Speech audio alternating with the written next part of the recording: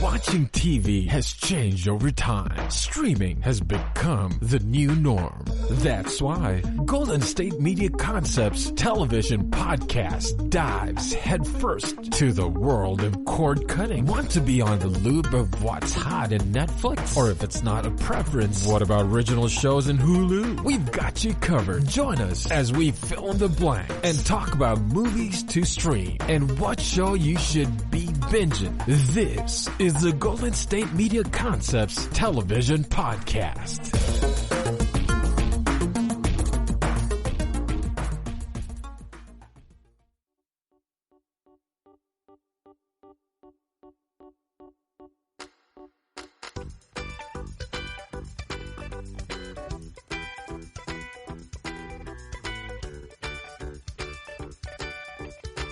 All right. Hello.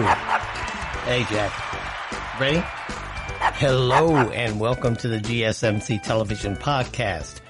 We're part of the mighty GSMC Podcast Network, and I'm your 100-degree in this killer heat in the DMV host, Howard Fletcher. And I'm joined, as always, by my trusted engineer, Jack the Black Pug. We are positively honored and thrilled to be here with you once again. If you're new to the show, I'd like to give you a very, very warm welcome. Thank you for giving us a try. I know there are a ton of different media out there that you could choose from, that you could allow to mumble in your ear, and you're going to let me mumble instead, and I appreciate that. So we are going to aim to please. Stick around. I'm sure you're going to hear something that you like. We want you to keep coming back. And if you're one of our loyal return listeners, you know how we feel about you. You're truly the reason that I'm here. You're the reason Jack's here. So let's have some fun today. We have another jam-packed show for you today. Briarpatch might go the way of the dodo. Ava DuVernay signs a big deal with NBC. Spongebob about to jump into a different stream. Netflix, my boys at Netflix, they're still the king. The Falcon and the Snowman, the Winter Soldier, will make us wait for a while. I'll always bring you news as it breaks. You know, I like to do that. And I have an email or two to share with you today, folks, and I am very happy about that. That is my favorite thing to do. But first, let's get started with some breaking Nick Cannon news. Nick Cannon will continue to host Fox's top-rated reality competition series, The Masked Singer. Not my favorite show, as you all know. The network confirmed this on Wednesday. The news that Cannon would stay on The Masked Singer comes after the host issued an apology online for the anti-Semitic remarks that he made on a podcast, his podcast. Here's a quote. When we were made aware of Nick Cannon's interview with Richard Griffin, he's also known as Professor Griff, on YouTube, we immediately began a dialogue with Nick, the network said in a statement. And it continues. He is clear and remorseful that his words were wrong and lacked both understanding and context, and inadvertently promoted hate. This was important for us to observe. Nick has sincerely apologized and quickly taken steps to educate himself and make amends. On that basis, and given a belief that this moment calls for dialogue, we will move forward with Nick and help him advance this important conversation broadly. Fox condemns all forms of hate directed toward any community, and we will combat bigotry of any kind, end quote. That was the Fox Entertainment Network, certainly not Fox News. Cannon posted his apology a day after Viacom-CBS terminated a long-term relationship it had with the star, which included the long-running sketch comedy series Nick Cannon's Wild and Out. Viacom-CBS made the move following an exchange between Cannon and former Public Enemy member Professor Griff on the June 30th episode of Cannon's podcast, Cannon's Class. At one point, Cannon said, "Black people are the true Hebrews," and talked about anti-Semitic conspiracy theories involving the Rothschild family. Now here's the quote of what he said. Quote, "It's never hate speech. You can't be anti-Semitic when we are the Semitic people," Cannon said on the podcast. "When we are the same people who they want to be. That's our birthright. We are the true Hebrews," end quote. In his apology posted on Wednesday evening, Cannon said he now felt ashamed for those statements. Cannon is said to have been meeting with Jewish leaders in the light of the controversy. Quote, "First and foremost, I extend my deepest and most sincere apologies to my Jewish sisters and brothers for the hurtful and divisive words that came out of my mouth during my interview with Richard Griffin. They reinforce the worst stereotypes of a proud and magnificent people, and I feel ashamed of the uninformed and naive place that these words came from. The video of this interview has since been removed." He continued, "While the Jewish experience encompasses more than 5,000 years, and there is so much I have yet to learn, I have had at least a minor history lesson over the past few days, and to say that it is eye-opening would be a vast understatement.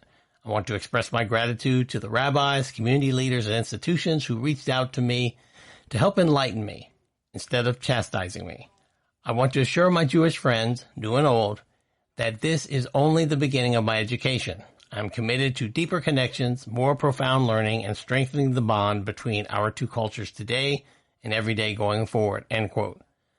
Lionsgate, Del Mar Mercury, hasn't yet revealed whether its plans has changed regarding its new daytime talk show, Nick Cannon, set to debut on Monday, September 21st, in more than 90% of the U.S. local markets. Wow.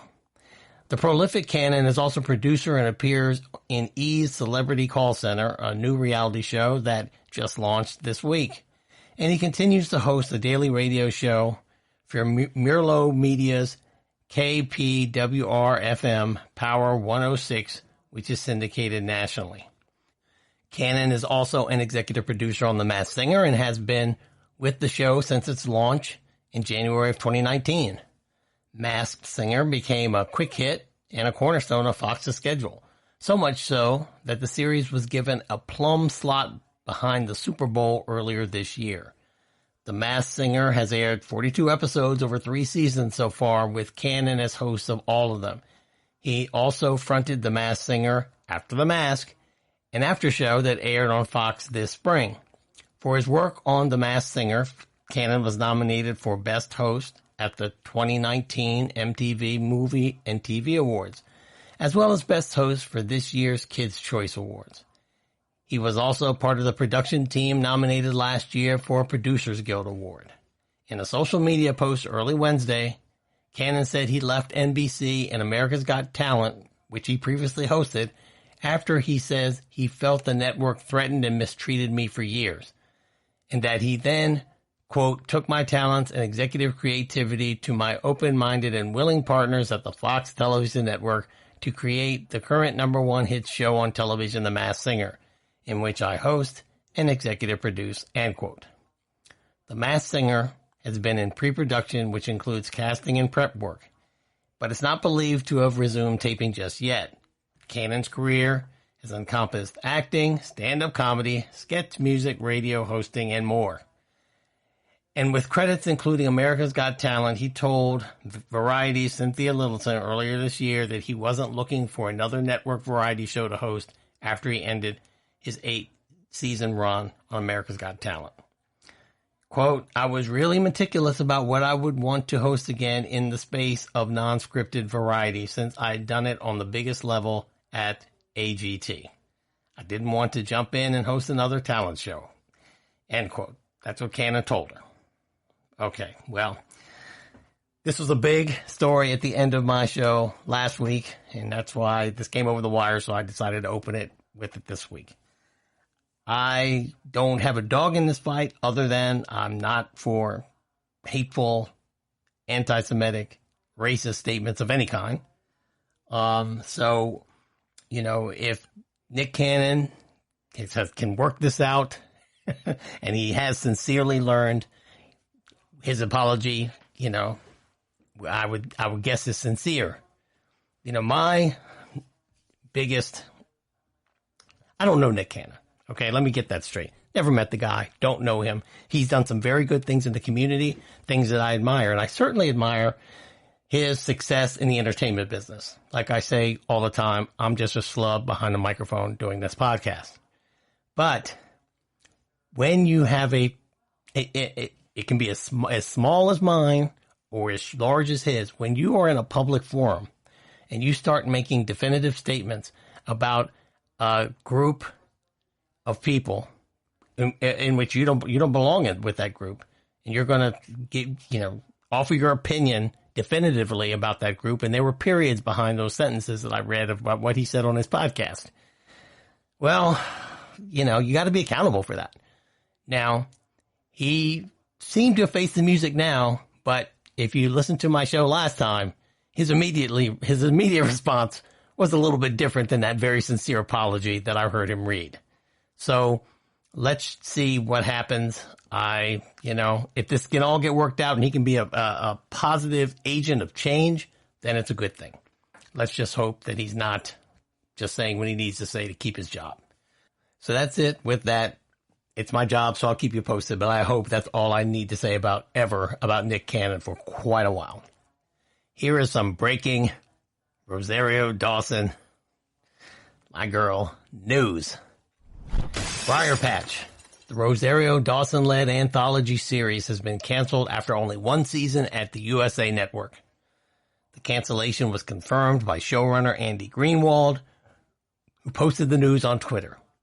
Now, Briarpatch finished its brief run, 10-episode run, back in April. I watched all 10 episodes.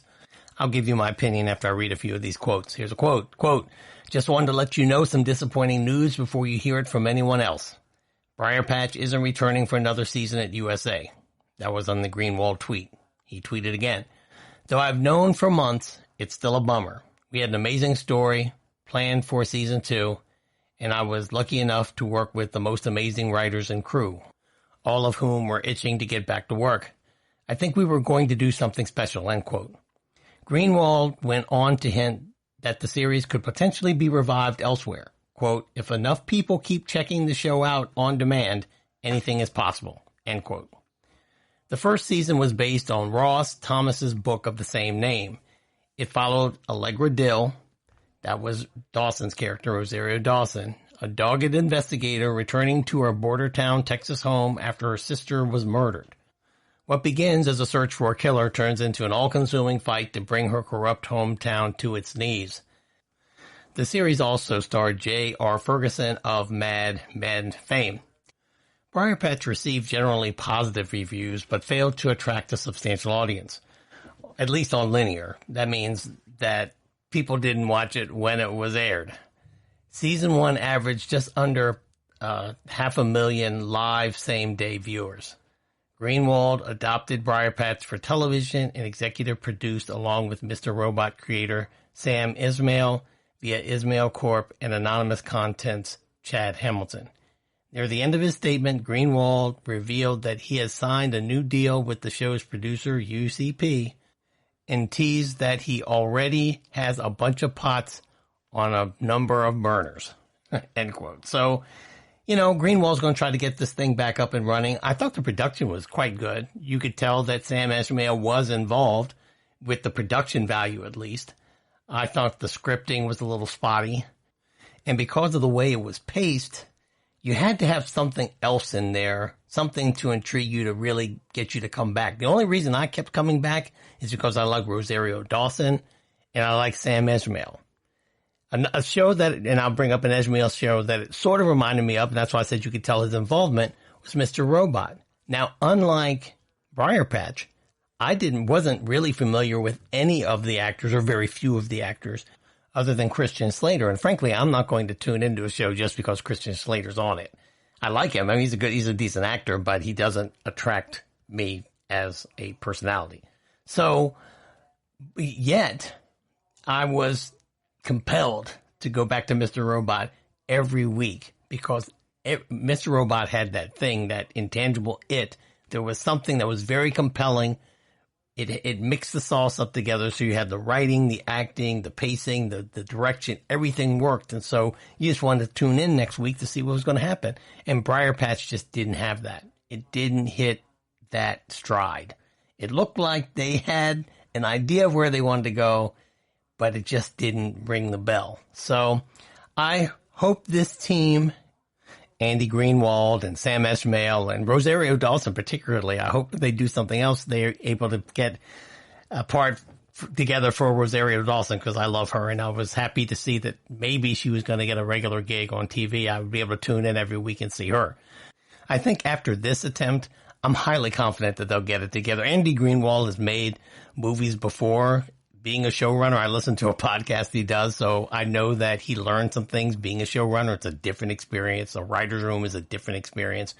And so now that he's done this, which was a good show, it was a quality show, but I understand why it just couldn't attract the audience on a regular basis. I think they're going to put something together that'll really work. So I hope they get it. I'm going to keep my eyes and ears open for when that is, what that is, and I'll tune in.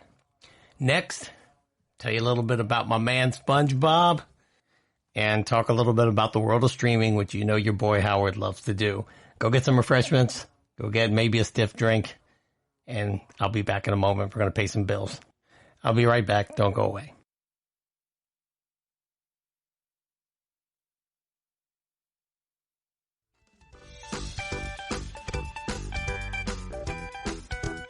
All right. Hey, Jack. You think SpongeBob ever had to apologize for anything he said? Probably not. All right, we are back. And Netflix. You know, I like saying Netflix. Netflix has acquired the international distribution rights for the latest SpongeBob film.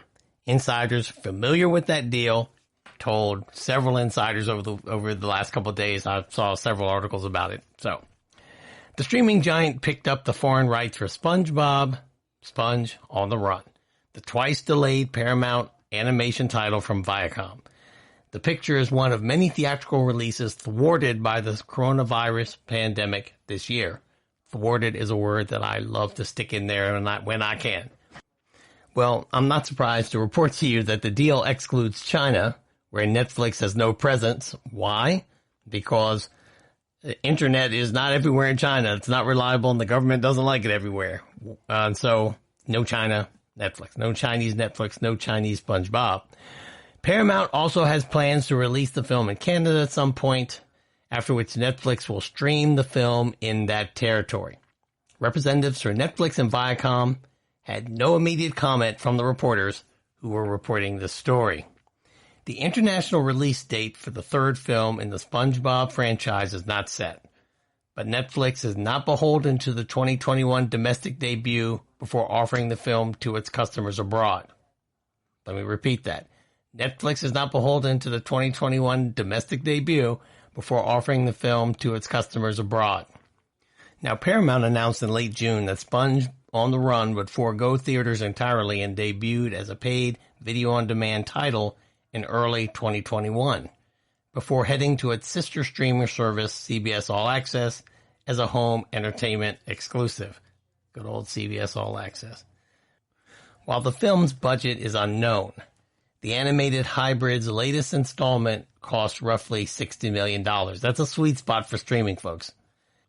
Between the Netflix and the CBS All Access deals, Paramount has been made whole on the cost of the project, sources said. Let me repeat that. Between Netflix and the CBS All Access deals, Paramount has been made whole on the cost of the project. That's very important for us to know. The acquisition is one of several recent transactions between Netflix and Paramount, including the shuttling of films like Issa Rae's Lovebirds and Aaron Sorkin's Trial of the Chicago 7 and Martin Scorsese's The Irishman. The delightful kids cartoon first came to features via Nickelodeon. That's where SpongeBob first set up shop. The second film, which Paramount released, went on to gross over $350 million worldwide. Okay. Now, I've mentioned this on the podcast before, those days are probably in the past for animated features, unless you're putting out something that's never, ever, ever been seen before. But for a long time, for a good 20, 25 year span, you know, Hollywood and Pixar and Disney and a lot of these animated studios were allowed, you know, were very fortunate to be in a situation where movie tickets were not cheap, and the appetite for family viewing was high, especially in these malls. And they could put out a quite average cartoon like SpongeBob. Now, I'm not ragging on SpongeBob. SpongeBob has avid fans. But what I'm saying is that this is not Toy Story. This is not Fantasia. This is not Bambi. This is SpongeBob. Used to be a cartoon on Nickelodeon, all right? And it made $350 million worldwide. That's a good chunk of change. So the other thing I wanted to bring out about this article, why am I sharing this article on the TV podcast? The reason I'm sharing it is because obviously it talks about streaming, and I can say Netflix quite a few times, but also this is what's going to happen to movies, people, especially those that cost between $70,000 and $40,000. I'll put it that way. Obviously, those that are cheaper than that can easily stream and get their money back. But movies are going to start being made in this little mid-range because they're going to be able to get their money back, their production costs back. These studios do want to turn a profit, yes, but it's important that they don't take a loss. And so that's where streaming is going to bail them out. Now, I'm going to read a list of the movies that were scheduled to go to the theaters before the pandemic and have decided to go video on demand or to streaming. In most cases, I can tell you exactly where they went. So here we go. And I don't know every one of these movies. I'm not familiar with it. So I'm just going to tell you the title of the movie. I won't describe what it's about unless I feel the need. First one is Blue Story. That came out of Paramount, and it went straight to video on demand. It was supposed to go into theaters on March 20th, and they put it on video on demand on May 5th. The Lovebirds, studio is Paramount. It went straight to Netflix. It was supposed to be released in the theater on April 3rd, and it went to Netflix on May 22nd. The Jackie Robinson, the film that broke the streaming barrier for movies that were scheduled to go into the theaters, Trolls World Tour, put out by Universal, went to video on demand on April 10th instead of going to the theaters and had to suffer the wrath of John Fithian. Charm City Kings, that's a Sony film. It went to HBO Max. It's supposed to go to the theaters April 10th. And we don't know when it's going to go to HBO Max, but HBO Max bought that film. My Spy. The studio is STX. It went to Amazon streaming. It was supposed to go to the theaters April 17th, and it went to Amazon on June 26th. The Quarry from Lionsgate went to video on demand. It's supposed to be released on April 17th. They went to video on demand April 17th, a week after Trolls World Tour. Bad Trip, United Artists. It was picked up by Netflix. Supposed to go to the theater on April 17th.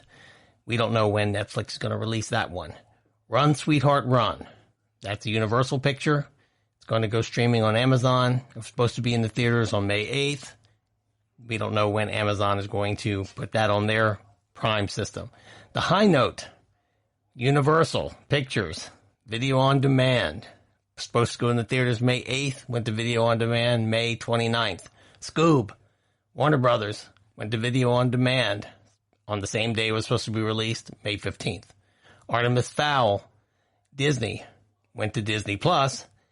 Supposed to be in the theaters May 29th, went to Disney Plus June 12th. Irresistible, another Universal picture, went to video on demand. Was supposed to be in the theaters on May 29th. On June 26th, video on demand. Shirley, Studios Neon, it's on streaming on Hulu. It went to Hulu the same day it was supposed to be in the theater, June 5th. Greyhound, Sony Pictures, went to Apple TV. Was supposed to be in the theaters June 12th. July 10th, went to Apple. The King of Staten Island, Universal Pictures, went to video on demand. June 19th, it was supposed to be in the theaters. Universal said, F it, we're going to put it on video on demand earlier than that on June 2nd. Universal's been quite proactive doing this. And when they do the case study about the movie industry and the COVID-19 pandemic, Universal Pictures is going to be talked about. SpongeBob, Sponge on the Run, just talked about that. Supposed to go into theaters August 7th, but it's going to go on video on demand in early 2021. The One and Only Ivan is a Disney movie. It's going to be on Disney Plus. Instead of going to the theaters, it's going on Disney Plus August 14th. The Trial of the Chicago 7, a Paramount Pictures release. It was purchased by Netflix. It's supposed to go in the theaters September 25th. Netflix has not released it yet. Hamilton, Disney Studios, Disney Plus streaming. Now here's one of the odder ones in the group. It was supposed to be released in the theaters on October 15th, 2021. Disney decided to release it this year, right before the 4th of July, on July 3rd. Now that should tell everybody something, that Disney said, we need to just go ahead and run with this while everyone's at home and they're going to be streaming. And if they really thought that they needed to wait and it would pay off to wait to go into theaters, they would have done it, folks. I'm telling you, no one's going to the theater anymore. And last but not least, you should have left Universal Picture Video on Demand. It hadn't been scheduled to go into theaters yet, but it went to Video on Demand on June 19th. So that's it. That's the list. But you see, there were quite a few titles on there. 1, 2, 3, 4, 5, 6, 7, 8, 9, 10, 11, 12, 13, 14, 15, 16, 17, 18, 19, 20, 21, 21 movies. Okay? 21. So like I've said on this podcast before, if you are thinking about getting a new television set, you should probably invest in a pretty good one, because that's where you're going to get most of your screened entertainment, I believe, not the theater. Here is some breaking Ava DuVernay news. NBC has ordered an unscripted series, Home Sweet Home, which hails from Ava DuVernay. The 10-episode, hour-long series, it involves two families who lead very different lives and go through a full immersion cultural experience. The show chronicles walking a mile in another person's shoes by challenging racial, religious, economic, geographic, gender, and identity assumptions as participants exchange homes for a week and experience the life of someone unlike them. Here's a quote. "The idea for Home Sweet Home came to me during the strange and important times we're all experiencing," DuVernay said. "The premise is that we are farther apart than ever, yet bound by what we have in common: concerns with health, safety, justice, and community. These notions manifest in each of us in different ways, but nowhere more striking than in the privacy of our own homes. I'm thrilled that NBC and Warner Horizon embraced the challenge of this moment to celebrate the specificity of our differences as we discover the many beautiful things that we have in common," end quote.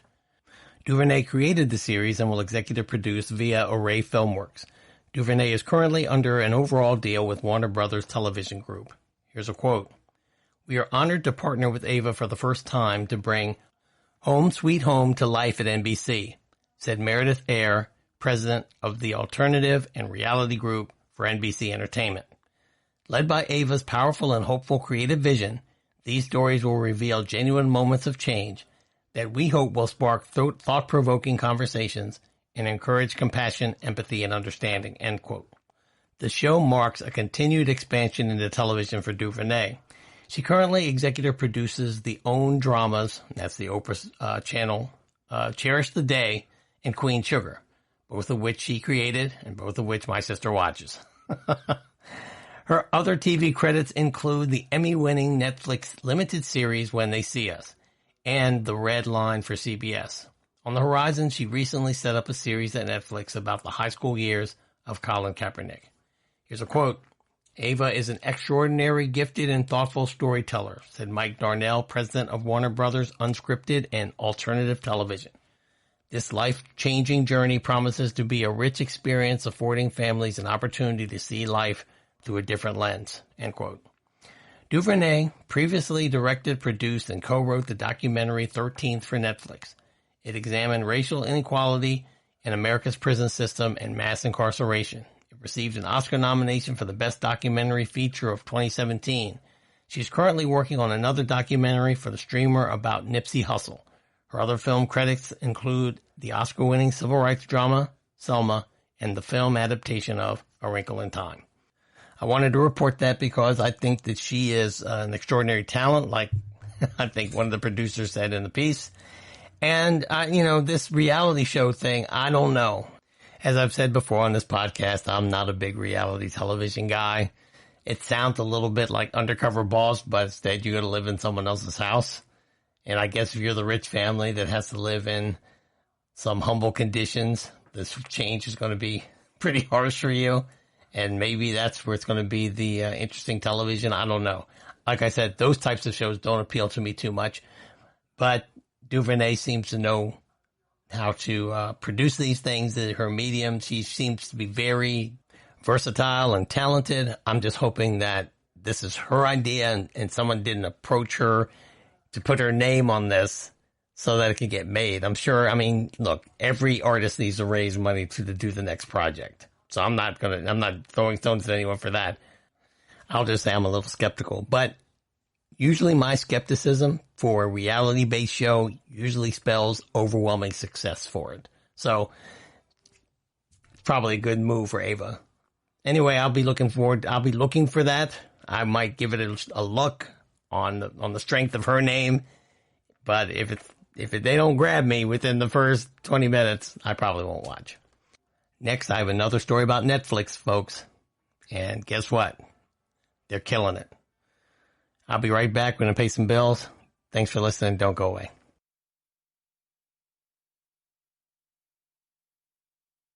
Tired of searching the vast jungle of podcasts? Now listen close and hear this out. There's a podcast network that covers just about everything that you've been searching. Hey! The Golden State Media Concepts Podcast Network is here. Nothing less than a podcast bliss with endless hours of podcast coverage. From news, sports, music, fashion, cooking, entertainment, fantasy, football, and so much more. So stop lurking around and go straight out to the Golden State Media Concepts Podcast Network. Guaranteed to fill that podcast itch. Whatever it may be. Visit us at www.gsmcpodcast.com. Follow us on Facebook and Twitter and download us on iTunes, SoundCloud, and Google Play.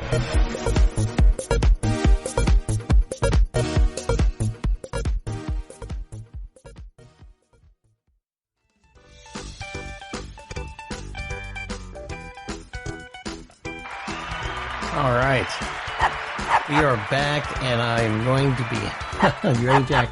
We are going to be talking about Netflix, one of my favorite topics. Netflix, again, saw a boom from the COVID-19 lockdowns, packing on 10.1 million new streaming subscribers in the second quarter.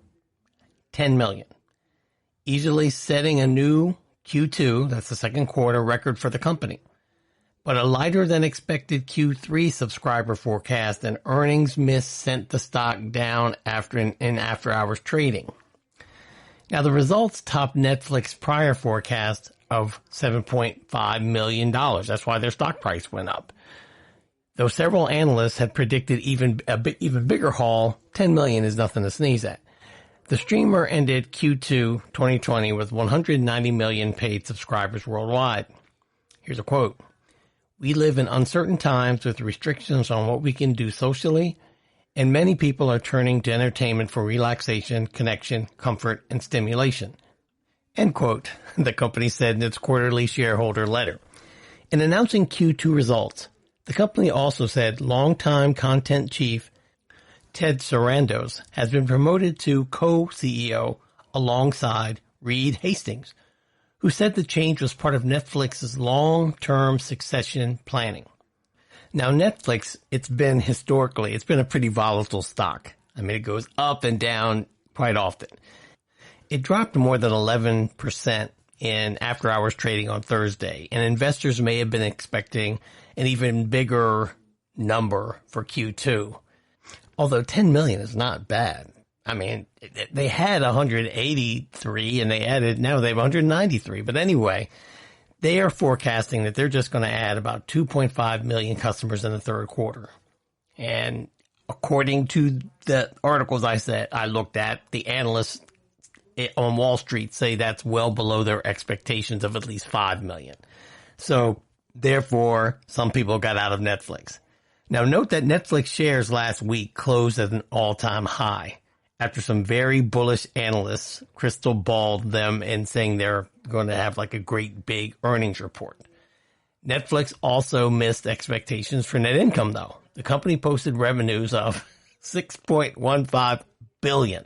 Okay, that's up 25% over last year, and their net income is increased $1.59 per share, which is pretty darn good. Wall Street analysts, on average, had pegged the company's Q2 revenue at coming out at $6.08 billion and earnings of $1.81 a share. So, in other words, the company made a little bit more revenue than they had projected, but the stock price fell about 25 cents under what they thought it was going to be. Netflix's Q2 earnings included two non-cash charges: $119 million of unrealized loss from foreign exchange measurements on its euro-dominated debt, and $220 million valuation allowance, whatever that is, for deferred tax assets due to recent legislation that limited the use of California research and development credits. I know it's a lot of accounting mumbo jumbo, but to make a long story short, they had to take a couple of on the books expenses, losses, because of changes in foreign exchange and also a change in the tax law in California. In the second half of 2020, after adding 26 million paid net ads in the first half of the year, here's a quote: "We expect less growth for the second half of 2020 compared to the prior year," the company said. "As we navigate these turbulent circumstances, we're focused on our members by continuing to improve the quality of our service and bringing new films and shows to people's screens." Netflix's cash spending on content was $2.6 billion in the quarter compared to $3.3 million in the year earlier. Now, I reported this because they invested a lot of money, billions of dollars, as opposed to the millions previous years on original content. Now, the company is anticipating spending at least $1 billion less on content in 2020 because they spent almost $3 billion in the previous year. It says that they now expect free cash flow for the full year to break even to positive compared with the prior year when they were in the negative $4 billion. Okay. I know I just talked about a whole lot of balance sheet and accounting mess. To make the long and short of it is, Netflix invested billions of dollars in original content, which I believe was money well spent.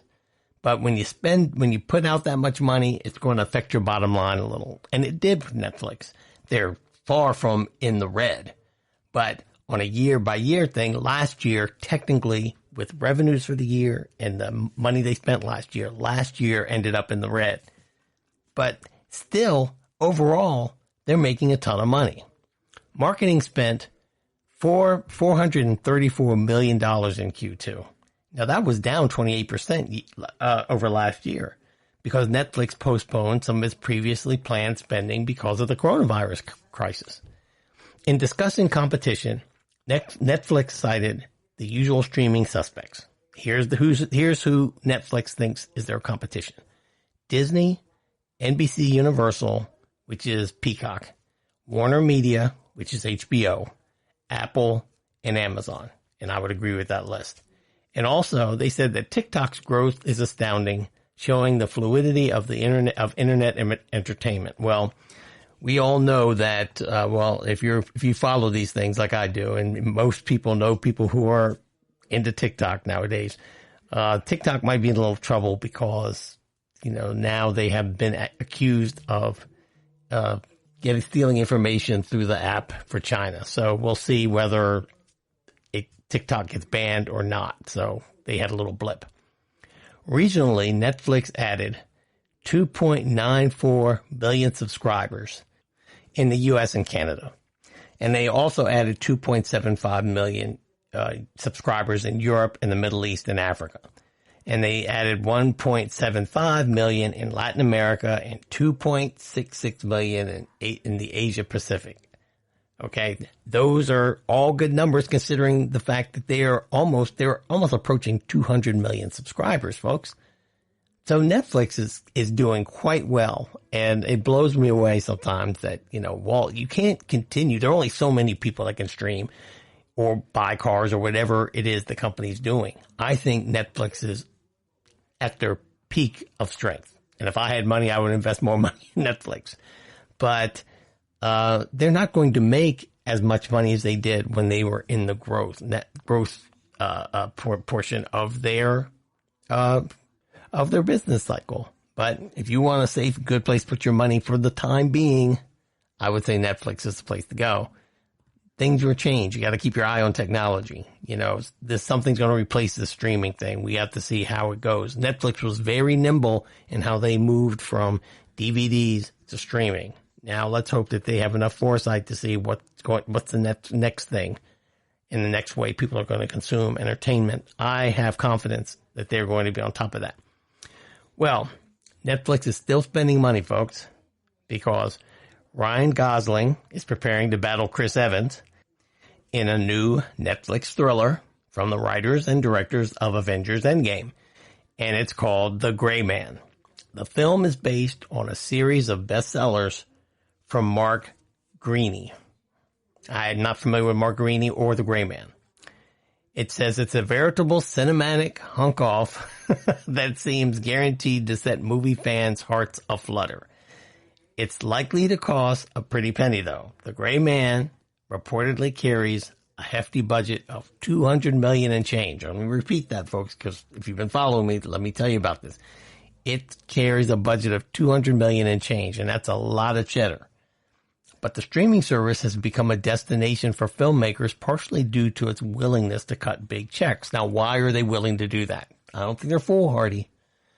And what Netflix, I believe, is trying to do now is be the landing place for the $200 million movie. Because right now, the $200 million movies that are out there, and I've talked about this ad nauseum, as they say, on this podcast, Tenet, Mulan, Wonder Woman, A Time to Die, all those movies, they're sitting in limbo because they have nowhere to be seen. Now, what I'm curious about is, how are they going to be able to make the $2 million streaming movie profitable? I understand that it's not a video on demand thing. They have subscribers. And I think they're hoping that they can coax away other subscribers, or at least get people who might subscribe to their competitors to subscribe to them if they're going to start banking these tentpole movies. That's pretty wise. Joe and Anthony Russo, the brothers who helmed several critically acclaimed and successful Marvel Studio films with Chris Evans in them, by the way. Those films include 2014's Captain America, The Winter Soldier, and 2019's Avengers Endgame, where they're going to direct. The film is being produced by their new content company, AGBO. Joe Russo wrote the script, along with the screenwriters of Endgame, Christopher Marcus and Stephen McFeely. The Gray Man follows an ex-CIA operative turned killer for hire, and he's going to duel Court Gentry, and that is the name of the character Ryan Gosling is playing. And he is pursued by an old colleague, now nemesis, named Lloyd Hansen. That's Chris Evans' character. The Russos believe that this Bourne-like story has the potential to inspire several follow-ups with Gosling's character at the center. And Ryan Gosling tends to pull in the ladies. Here's a quote.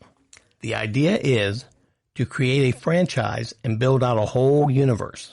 That's what Joe Russo told Deadline. He continued, "We have all committed to the first movie, and that's got to be great to get us to the second movie." So he knows how this thing works. There are master assassins and Gosling's character that get burned by the CIA, and Evans's character has to hunt him down. So if you want to see them go at each other, look forward to The Gray Man coming to a small screen near you. And like I said, I think this is the first salvo that Netflix is shooting toward the big toward the studios, and really just shooting it toward theaters to let them know that we are getting ready to get into your business, and I think they're going to be able to attract eyes. So we'll see how it goes. Next, this is not a political podcast, as I've said many times. I make a few statements here and there, but it's not a political podcast. It's a TV podcast. However, Rachel Maddow set some records last week, and I'm going to talk about that when we come back. Go get some refreshments. I'll talk to you guys soon. I'm glad you're here. I'll be right back.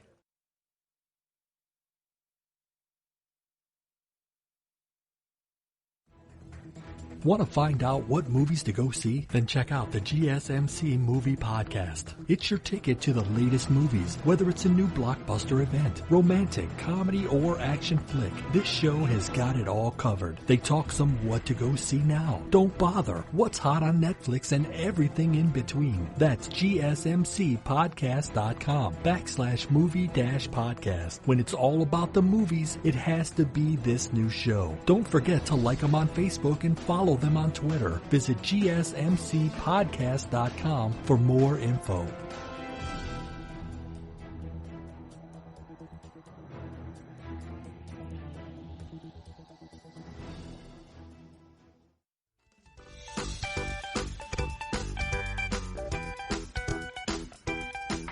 All right, here we go. In the last segment here. Okay, Jack? All right. We got some emails this week, folks, but I can only read one. The other one, I'm still waiting to hear from Tyrion. Tyrion hasn't emailed me in, well, it's probably about 2 months now. I miss you, Tyrion. I want to hear from you. But I got an email from a man, Dark Bulb, in San Francisco. And I always appreciate hearing from him. He says, Howard, thanks for yet another great episode. I'm really enjoying the diversity of content on the show lately. Everything from social rights to failing businesses, but all well within the scope of entertainment news. I also like that the show doesn't pull any punches when talking about actors, cough, cough, Nick Cannon, that deserve any public critique coming their way. Me, I normally don't binge watch much TV, quite frankly, and I'm against the whole concept of releasing episodes in batches. In parentheses, he writes, I miss the weekly anticipation of the next episode. But 2 shows where I recently broke that self-imposed rule are Brave New World and Ju-On Origins. Brave New World is Peacock's new show loosely based on Aldous Huxley's novel of the same name. It's a show that surprised me as it's not a great show, but it's very, very addictive. Maybe because it's such an easy, effortless watch, or maybe just because of the acting that's in it. In any case, it's excellent. Demi Moore is quite brilliant in it. Ju-On Origins is a 6-episode origin story of the Grudge movies. It's cold, eerie, and knows exactly what it's doing. Curious if you caught any of the 2. Keep up the great work. Still my #1 TV entertainment podcast. Signed, Dark Bulb in San Francisco. Well, first, thank you very much for the email, Dark Bulb. Thank you for the kind words. I always appreciate it when someone takes the time to write into the show. About the 2 shows you mentioned, now Brave New World is on Peacock, which I don't have, so I haven't watched it. But I do want to make a comment or 2 about Demi Moore. I always thought Demi Moore could act when she wanted to. Now, I also think that she phones it in sometimes. And I don't think it has done her career any favors. But she's done well. And she's been in some movies that in the 80s and early 90s that I guess some would call classics. They weren't necessarily my thing. Like, I wasn't a big Ghost fan, but it was a big movie. And I do like A Few Good Men, even though she didn't play a huge role in that. I guess you could say if there was a female lead in A Few Good Men, Demi Moore is it. And I love that movie. And she is a good actress, like I said. So if I could watch Brave New World, I'm sure I would give it a look. As far as Ju-On Origins is concerned, I did watch it. I have Netflix. I happened to watch it. I was happy to see that it was 6 episodes. So it was a quick binge. The episodes are, I guess it was first aired on Japanese television. I think the episodes are a little under, they're probably about 25 minutes long. So it looks like they're tailored for a half-hour of commercial television. Here's the thing about Japanese horror to me. They're not scary to me. Now, they're creepy. They do have a creepy tone. They do know how to do that. But there's something about culturally, and I'm assuming that this is something that's, a cultural thing. The pale girl with the big eyes and the dark hair that's like in the corner of the room, that is terrifying, I'm assuming, in Japan. That must be like unbelievably scary because it's in all the big ones. It's in The Ring. It's in everything. That makes the sound. That's hair raising, I guess, there. To me, it's just kind of creepy. And so while it had some interesting imagery in it, I was familiar with The Grudge, the American remake of Ju-on. I've seen a little bit of the last of the Ju-on trilogy that was Japanese, which I believe the Grudge movie was based on. I didn't see the 2 short films that started the trilogy, but it was, so while if you like that kind of stuff, and it sounds like Dark Bulb does, it's a strong recommend if you do like that Japanese horror thing, because they do that well. It's pretty good. It's not my thing, but it is a quick 6-episode binge. So if you like horror and you're curious, like I was, I would not discourage you from going there. In fact, I would encourage you to do it because it's a short binge and it's interesting and you might like it. My taste might be a little picky there. So thanks again for the email. Keep them coming. And please write me. I would love to read your emails on the air. Here is some breaking news from Rachel Maddow. MSNBC's The Rachel Maddow Show hit an all-time ratings high Thursday night with an interview of whom? With Mary Trump. Maddow sat down with the president's niece, drew a record 5.2 million viewers to the show, leading every show on cable and broadcast in prime time Thursday. Now that's a big deal. The audience for the hour easily surpassed Rachel Maddow Show's previous high of 4.47 million. So she drew almost 1 million more viewers than her high. And that was set in January for an interview with impeachment figure Lev Parnas. Thursday's edition also claimed the largest viewership for a regularly scheduled show in MSNBC's history. Wow. That was pretty big. Everyone wants to hear from Mary Trump. Mary Trump's book, Too Much and Never Enough, has become an instant bestseller for the account of how the Trump family shaped her uncle's personality. Mary Trump, she's a clinical psychiatrist. She's a psychologist. She cannot write any prescriptions for her uncle. Details how her family played a role in developing what she says is Donald Trump's narcissism and inability to empathize. The Rachel Maddow Show topped all of primetime Thursday in total viewers and led all of cable in the key news demographic of adults 25 to 54. It marked the second time in less than a month that a regular cable news program topped 5 million viewers. Sean Hannity's June 25th town hall with President Trump drew 5.11 million viewers on Fox News. Now, I will confess I didn't watch either. I'm a big news person, but I watched neither the Mary Trump interview of Rachel Maddow or Rachel Maddow's interview of Mary Trump, and I definitely didn't watch Sean Hannity because I never do watch Sean Hannity, but a lot of people do, obviously. The big audience for Maddow also had a halo effect on the rest of MSNBC's nighttime lineup. The Last Word with Lawrence O'Donnell, that comes on at 10 o'clock. It drew its biggest audience in months. That was 3.54 million viewers. And the lead-in, All In with Chris Hayes, which comes on at 8 p.m., got 2.2 million, which was its largest viewership in months. So if you have a big show, that's why they get the big bucks. If you have a big show that attracts a lot of viewers, it spills over to the entire network. And that's why they pay you the big bucks. So, way to go, Rachel Maddow. We will keep watching. And finally, folks, we're going to talk about some Marvel Universe news. It seems that the Falcon and the Winter Soldier will be flying into Disney Plus later than expected. The series is Marvel Studios' first for Disney Plus, and it had been expected to bow in August, though it never had an official release date. However, the coronavirus pandemic saw production on the globe-trotting series suspended in March, with several weeks of filming still needing to be completed for the season. The series was not included on Disney Plus's list of releases for August, which was published on Thursday.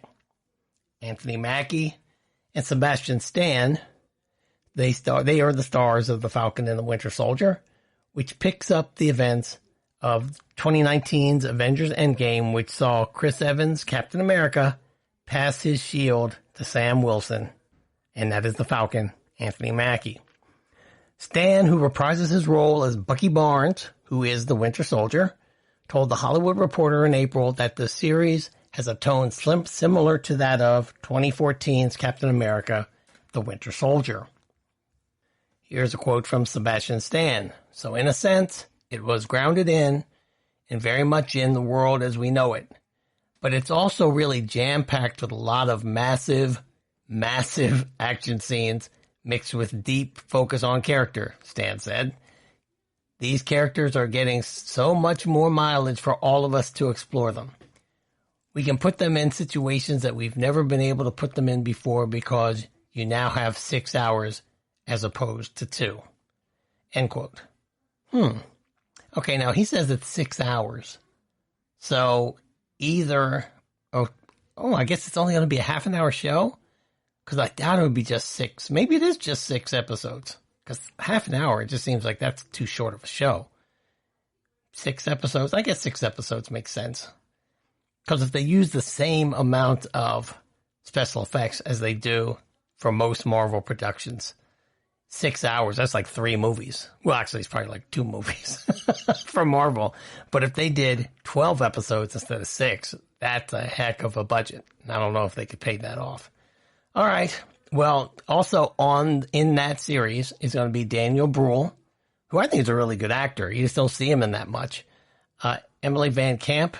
He's German, though. Let me get back to Daniel Bruhl. He's in a lot of German movies, okay? Don't see him a lot in American productions. Emily Van Camp and Russell Wyatt are also in the series. The Falcon and the Winter Soldier will no longer start in August. Disney Plus is on track for an October release of The Mandalorian Season 2, which had already completed filming when the coronavirus pandemic hit. In fact, I'm pretty sure they just kept filming. I'm pretty sure when they did The Mandalorian, they just filmed 2 seasons straight. I'm sure. I think. Marvel Studios has multiple shows in the works for Disney Plus, including WandaVision, starring Paul Bettany as Vision and Elizabeth Olsen as the Scarlet Witch. And Tom Hiddleston is going to be playing Loki in the show Loki. And Jeremy Renner will be in the show Hawkeye. Now, I don't know how they're going to do the WandaVision thing with Vision being dead, but we'll see how that goes. You can always bring people back in the Marvel Universe. That's one of the good things about it. And so, folks, that's it for this particular episode of the GSMC Television Podcast, brought to you by the GSMC Podcast Network. I'd like to ask that you please remember to subscribe to the show and write us a nice review. It really helps us, and I hope it's honest. I hope you really do like the show. Give us 5 stars. It'll help us grow. Also, if you could please follow us on Facebook, Twitter, and Instagram, that would be great too.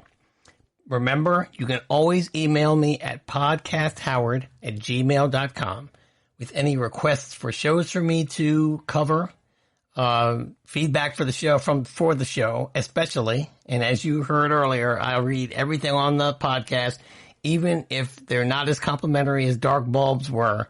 Tyrion Lannister will let you know that I read everything because Tyrion has very few things good to say about me.